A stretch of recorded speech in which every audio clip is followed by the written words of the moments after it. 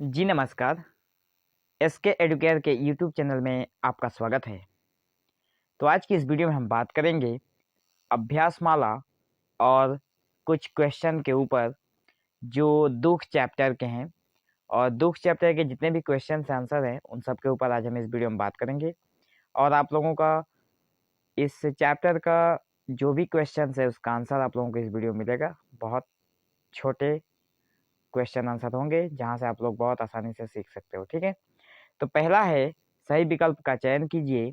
दिलीप अपने भाई की साइकिल लेकर कहाँ पहुंचा? तो 4 ऑप्शंस दिए हुए हैं जिसमें से करेक्ट आंसर है मिंटो पार्क। ठीक है, आप लोग ध्यान रखना। आगे देखें तो ख नंबर है, लगातार फर्स्ट और सेकंड क्लास के डिब्बों से निकलने वाले तीव्र प्रकाश से दिलीप समझ गया कि। इसका सही जवाब है option number third, frontier mail जा रही है। ठीक है, अगर तीसरा नंबर देखें तो लड़के के मुख पर खोमचा बेचने वाले की चतुरता न थी बल्कि उसकी जगह थी एक कायरता। ठीक है, फर्स्ट ऑप्शन इसका सही जवाब होगा 4 ऑप्शंस में से। लास्ट वाला है, मैं इस जीवन में दुखी ही दुख ही देखने के लिए पैदा हुई हूँ। यह उक्ति है। यह उक्ति किसकी है? तो यह उक्ति हेमा की है। ठीक है, तो ये था 4 ऑप्शंस वाइज क्वेश्चंस और उसके आंसर। अब देखते हैं हम लोग थोड़ा उससे आगे का। ठीक है, तो दुख चैप्टर का दूसरा नंबर ये था, आप लोग यहाँ पे देख पा रहे हो, ये था यहाँ पे 1 नंबर। और अभी हम लोग देखेंगे इसका सेकंड पार्ट में, जैसा कि इसका 2 नंबर। 2 नंबर का पहला क्वेश्चन है, दिलीप क्यों दुखी था? ठीक है, दिलीप क्यों दुखी था? तो इसका हम लोग आंसर लिखेंगे कि दिलीप अपनी पत्नी की सहेली के साथ सिनेमा देखने चला गया था, जिससे उसकी पत्नी रूठकर अपने माँ के घर चली गई और दिलीप उसकी पत्नी के इस व्यवहार से दुखी था। ठीक है, बस इतना सा ही आंसर आप लोगों के लिए है। क्योंकि दिलीप क्यों दुखी था? क्योंकि उसकी पत्नी के इस व्यवहार से दुखी था, तो उसका व्यवहार क्या था वो लिखना बहुत जरूरी है। ठीक है, तो इतना आंसर आप लोग जरूर लिख लेना। दूसरा नंबर है क्वेश्चन, समय न बीतता देख दिलीप ने क्या प्रयत्न किया? तो दिलीप ने खींचकर सो जाने का प्रयत्न किया। ठीक है, समय बीत नहीं रहा था तो उसने गुस्से में सो जाने की कल्पना की, पर सो भी नहीं पा रहा था।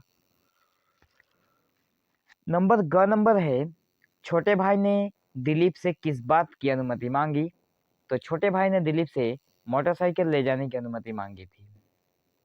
ठीक है, अगर आगे देखें तो घ नंबर है कि लड़के की माँ का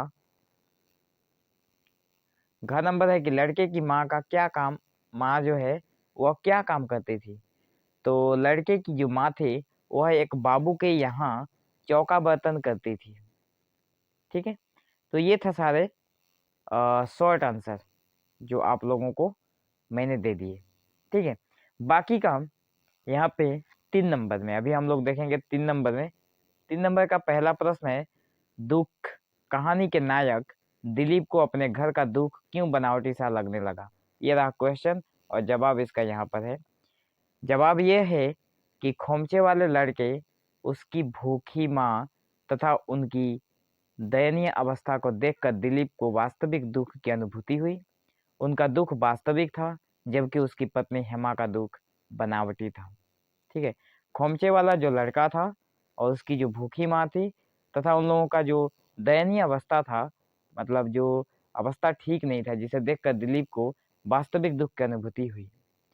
उनका दुख वास्तविक था जिसे देखकर दिलीप को ऐसा लगा कि उसकी जो पत्नी है हेमा, उसका दुख बनावटी था। ठीक है, क्योंकि जो हेमा थी उसने खुद ही अपना दुख पाल कर रखा हुआ था। दूसरा नंबर प्रश्न है ख नंबर, दुख कहानी का मूल उद्देश्य क्या है, स्पष्ट कीजिए। तो इसका सही जवाब अगर हम लोग लिखेंगे तो बहुत छोटा जवाब है कि दुख एक भावना प्रधान कहानी है। दुख कहानी के बनावटी एवं स्वाभाविक स्वरूप को चित्रित करना ही इस कहानी का मूल उद्देश्य है।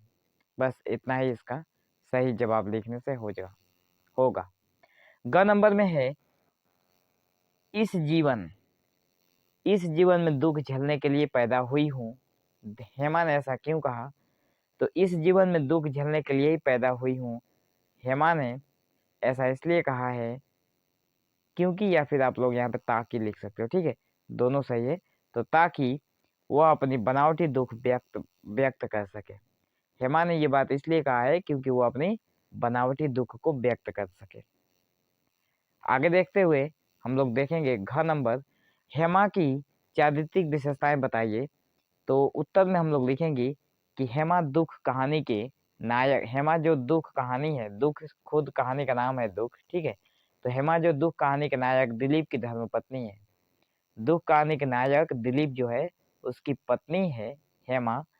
स्वतंत्र जीवन शैली, स्वच्छंद आचरण, शंकालु स्वभाव, मतलब हर किसी पे शक करते रहना, ठीक है, शंकालु स्वभाव तथा छोटी छोटी बातों पर रूठना आदि उसके चरित्र की मुख्य विशेषताएं हैं।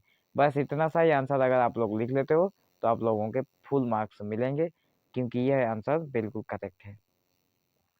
एक आशय है आप लोगों का इसी चैप्टर में कि आशय स्पष्ट कीजिए, मनुष्य मनुष्य में कितना भेद होता है, किंतु मनुष्यत्व तो एक चीज है जो कभी कभी भेद की सारी दीवारों को लांघ जाती है। इसका आशय हम लोग यहाँ से लिखेंगे कि प्रस्तुत गद्यांश का आशय यह है कि मनुष्यों में मानवता नामक एक ऐसी चीज है जो सभी को एक मंच पर लाकर खड़ी कर देती है। मानवता की भावना जागृत होने पर लोग सभी दीवारों को लांघकर एक दूसरे की सुख दुख में सम्मिलित होते हैं। इसी भावना से प्रेरित होकर कहाँ गया, यहीं पर है कि इसी भावना से प्रेरित होकर दिलीप ने भी सभी दीवारों को लांघकर सिर्फ खोमचे बेचने वाले उस गरीब लड़के के पास नहीं जाता, उस लड़के के पास ही नहीं जाता, बल्कि अंधेरी रात में पानी और कीचड़ भरे रास्ते से गुजरता हुआ उसके घर पहुंचता है। ठीक है, तो आशा करता हूँ आप लोगों को ये सारे क्वेश्चन आंसर बहुत अच्छे से समझ में आए होंगे, और मैं इसी तरह के वीडियो आप लोगों के क्वेश्चन आंसर की भी वीडियो आप लोगों को देता रहूँगा। तो आप लोग चैनल को सब्सक्राइब जरूर करिए, ताकि आने वाले एग्जाम के लिए आप लोग अपने प्रिपरेशन को अच्छी तरह से, अपना जो प्रिपरेशन कर रहे हो अच्छी तरह से कर पाओ। ठीक है, तो तब तक के लिए धन्यवाद।